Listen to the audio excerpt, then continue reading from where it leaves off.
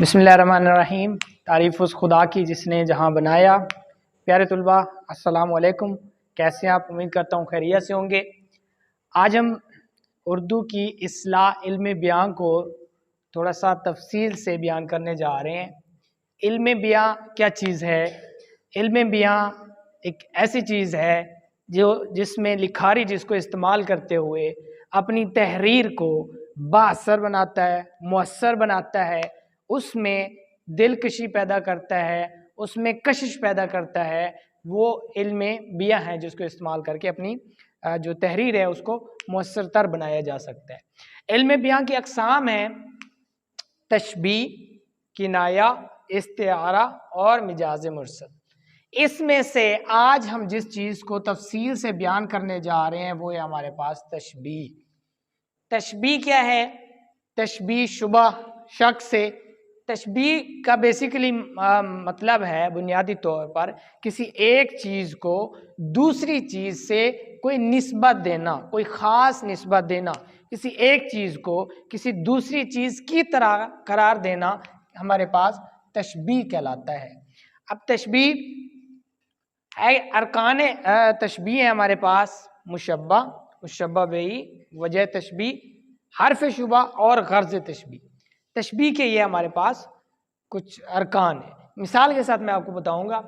First of all تشبیہ کیا ہے یہ تو بتا دیا کہ کسی ایک چیز کو دوسری چیز کی مانند قرار دینا، کی طرح بتانا، وہ ہمارے پاس ہوتی ہے تشبیہ۔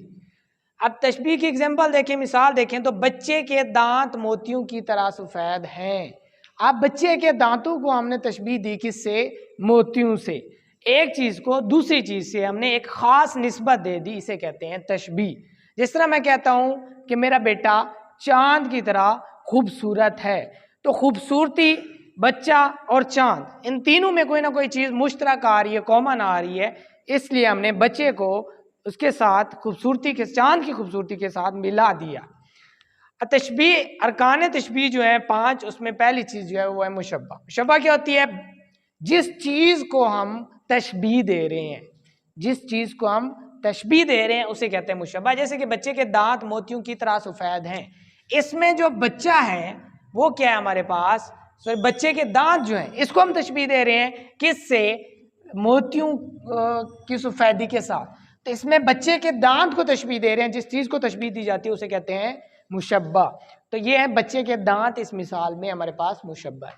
مشبہ بہ، مشبہ بہ کیا ہوتی ہے؟ جس چیز کے ساتھ ہم تشبیہ دیتے ہیں، مشبہ جس کو ہم تشبیہ دیتے ہیں، اور مشبہ بہ جس چیز کے ساتھ تشبیہ دیتے ہیں۔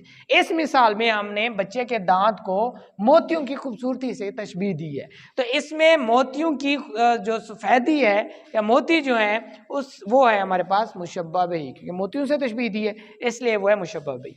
تیسرا جو ہمارے پاس رکن ہے وہ ہے وجہ تشبیہ۔ وجہ تشبیہ ہوتی ہے کہ جس وجہ سے ہم نے ایک چیز کو دوسری چیز کے ساتھ نسبت دی، وہ کیا ہے؟ اس مثال میں دیکھیں تو بچے کے دانت موتیوں کی طرح سفید ہیں، تو اس میں جو سفیدی ہے دونوں میں کامن ہے، یہی وجہ ہے کہ ہم اس کی وجہ سے اس کو بچے کے دانتوں کو جو موتی ہیں اس کے ساتھ تشبیہ دے رہے ہیں۔ دونوں میں کون سی چیز کامن ہے؟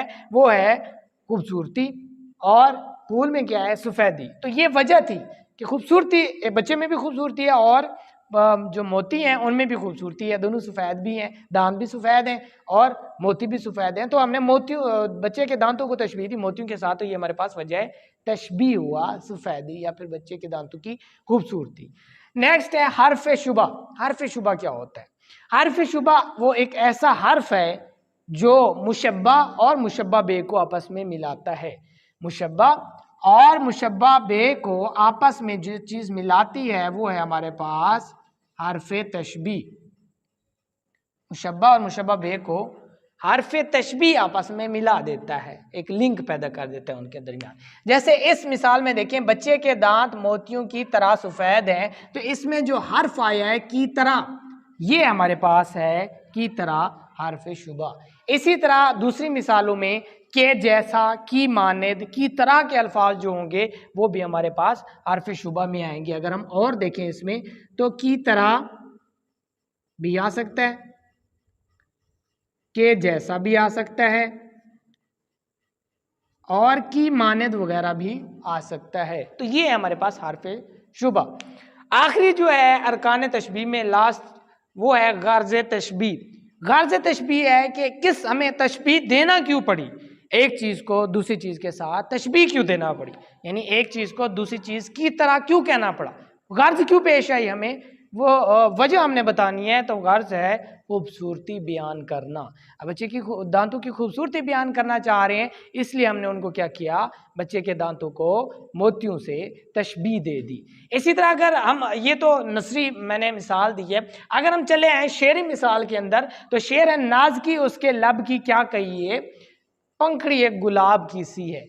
تو میرے خیال میں ان کو دیکھتے ہوئے آپ اس میں سے خود یہ ارکان تشبیہ نکال سکتے ہیں کہ ناز کی اس کے لب کی کیا کہیے, پنکھڑی ایک گلاب کی سی ہے. تشبیہ ڈھونڈیں گے کیسے, تشبیہ ہم حرف تشبیہ سے ڈھونڈیں گے, کی طرح کی جیسا جو ہے وغیرہ کی مانند. ان الفاظ کو ہم دیکھیں گے, اگر وہ اس میں آ گئے تو ہمیں پتہ چل جائے گا یہاں پہ تشبیہ دی جا رہی ہے. ناز کی اس کے لب کی کیا کہیے, پنکھڑی ایک گلاب کی سی ہے. تو شاعر جو ہیں وہ نازکی کو, اپنے محبوب کی نازکی کو کس سے تشبیہ دے رہے ہیں, گلاب کی پنکھڑی سے تشبیہ دے رہے ہیں. اس کے لب بھی نازک ہیں اور گلاب کی پنکھڑی جو ہے وہ بھی کیا ہے, نازک ہے. اب اس میں جو مشبہ ہے وہ ہے ہمارے پاس لب, مشبہ بے کیا ہے ہمارے پاس, گلاب کی پنکھڑی. لب کو تشبیہ دے رہے ہیں پنکھڑی کے ساتھ, تو جو ہمارے پاس لب ہے یہ آگے ہمارے پاس مشبہ ہو جائے گا,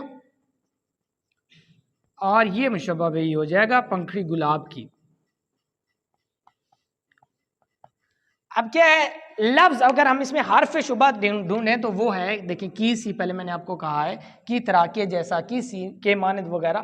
تو اس میں جو کی سی ہے وہ آ گیا ہے, اس سے ہمیں پتہ چلتا ہے کہ یہ کیا چیز ہے, تشبیہ یہاں پہ استعمال ہوئی ہے. اب وجہ شبہ دیکھیں یا وجہ تشبیہ دیکھیں تو وہ کیا ہے, خوبصورتی. نازکی, نازکی اس میں بھی نازکی ہے, نرم و ملائم, اور پنکھڑی گلاب کی بھی وہ بھی کیا ہے, نرم ہے, نازکی ہے دونوں میں. تو وہ ہمارے پاس ہے وجہ تشبیہ. غرض بھی وہی, اس کو جو اس کی خوبصورتی ہے اس کو ہم بیان کرنا چاہ رہے ہیں, اس لیے سے ہم نے گلاب کی پنکھڑی کے ساتھ اس کو تشبیہ دی. اب ارکان استعارہ میں جو ہے وہ مشبہ بہی, وجہ تشبیہ, حرف شبہ اور غرض تشبیہ. اس میں طرفین, ارکان طرفین تشبیہ ہم کہتے ہیں, مشبہ اور مشبہ بہ کو طرفین تشبیہ بھی کہتے ہیں. آج کا جو ٹاپک ہے ہمارا یہاں تک کلوز کرتے ہیں. نیکسٹ ویڈیو میں انشاءاللہ کوشش کریں گے کہ ہم استعارہ کو مزید آگے ڈسکس کریں. اللہ حافظ.